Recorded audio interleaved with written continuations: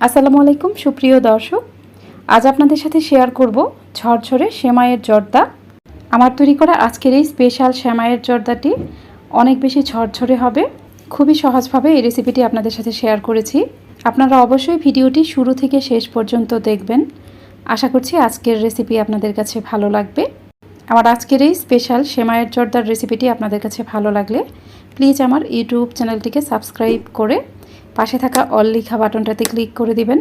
আর ভিডিওটি যারা ফেসবুক থেকে দেখছেন তারা আমার ফেসবুক পেজটিকে লাইক ও ফলো দিয়ে রাখবেন। সেমাইয়ের এই জর্দাটি রান্না করতে আমি এখানে 1 প্যাকেট লম্বা সেমাই নিয়েছি। আপনারা এখানে যে কোনো ধরনের লম্বা সেমাই ব্যবহার করতে পারেন। এবার এই সেমাইগুলোকে আমি এরকম লম্বা করে ভেঙে নিব। সেমাইগুলোকে অবশ্যই এরকম একটু লম্বা করে করে ভেঙে নেবেন। দেখুন আমি এটা কিভাবে ভেঙে নিচ্ছি। চেষ্টা করবেন প্যাকেটে থাকতেই সেমাইটা ভেঙে নিতে, তাহলে এটা ভেঙে নিতে খুব সুবিধা হবে, চারপাশে ছড়িয়ে পড়বে না। সেমাইগুলো ভেঙে নেওয়ার পর আমি এগুলো একটা বাটিতে ঢেলে নিব। এবার এই সেমাইটা রান্না করতে চলে যাব। একটা প্যানে দিয়ে দিব 2 টেবিল চামচ পরিমাণ ঘি। এরপর এখানে দিয়ে দিব 2 টেবিল চামচ পরিমাণ রান্নার রেগুলার তেল। এই জর্দা সেমাইটা সম্পূর্ণ ঘি দিয়ে রান্না করলেই খেতে বেশি ভালো লাগে, তবে সবার সুবিধার্থে আমি এখানে অর্ধেক ঘি ও অর্ধেক তেল দিলাম।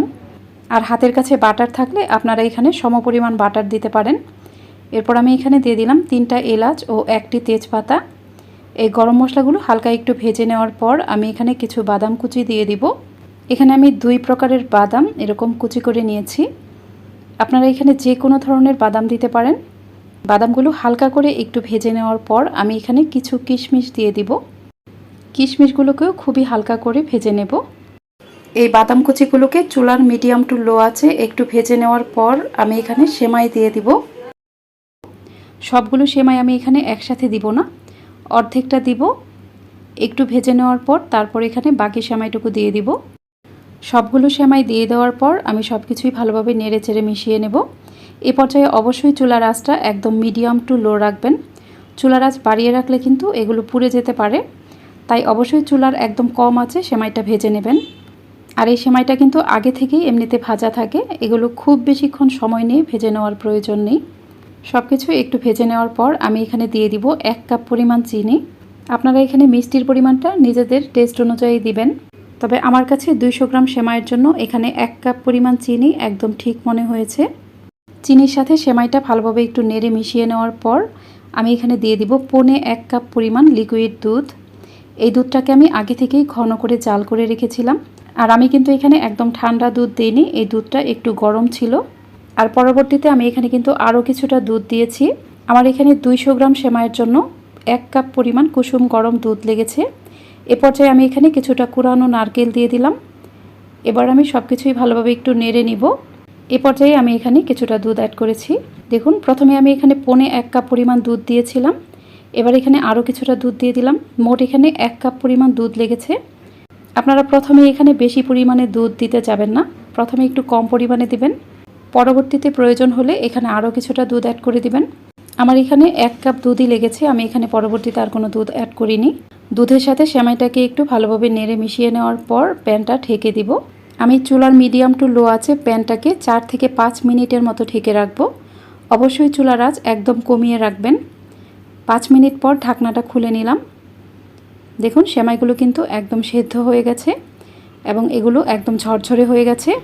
আমার এখানে 200 গ্রাম সেমাইয়ের জন্য 1 কাপ পরিমাণ লিকুইড দুধই ঠিক ছিল, তবে অনেক ক্ষেত্রে সেমাইয়ের ধরনের উপর নির্ভর করে দুধটা কম অথবা বেশিও লাগতে পারে। আপনারা অবশ্যই প্রথমে একটু কম পরিমাণে দুধ দিবেন, পরবর্তীতে প্রয়োজন হলে আরও কিছুটা দুধ অ্যাড করে দিবেন। আর দুধটা অবশ্যই আগে থেকে ঘন করে জাল করে 1 কাপ করে নেবেন, তাহলে সেমাইটা খেতে অনেক বেশি ভালো লাগবে। দেখুন আমার সেমাইটা কিন্তু একদম পারফেক্টভাবে হয়ে গেছে। আমি 2টা কাঁটা চামচের সাহায্যে এগুলো আরও ঝরঝরে করে দিব। চুলাটা বন্ধ করে দেওয়ার পর এরকম কাঁটা চামচের সাহায্যে এগুলো একটু ছাড়িয়ে দিবেন, তাহলে দেখবেন এগুলো অনেক বেশি ঝরঝরে হয়ে যাবে। আর পুরোপুরি ঠান্ডা হয়ে যাওয়ার পর এই সেমাইগুলো এমনিতেই আরও অনেক ঝরঝরে হয়ে যাবে। আমার পারফেক্ট সেমাইয়ের জর্দা রেসিপিটি কিন্তু একদম রেডি। আপনারা অবশ্যই এই ভিডিওটি শুরু থেকে শেষ পর্যন্ত দেখবেন। আর রেসিপিটি আপনাদের কাছে কেমন লাগলো আমাকে কমেন্ট করে জানাবেন। আর আপনারা আসছে ঈদে এই জর্দা সেমাইটি অবশ্যই বাসায় একবার ট্রাই করবেন। আশা করছি আমার আজকের এই ঝরঝরে জর্দা সেমাইয়ের রেসিপিটিও আপনাদের সবার কাছে খুবই ভালো লেগেছে। রেসিপিটি ভালো লাগলে আমার ইউটিউব চ্যানেলটিকে সাবস্ক্রাইব করে পাশে থাকা অল লেখা বাটনটাতে ক্লিক করে দিবেন। আর ভিডিওটি যারা ফেসবুক থেকে দেখছেন তারা আমার ফেসবুক পেজটিকে লাইক ও ফলো দিয়ে রাখবেন।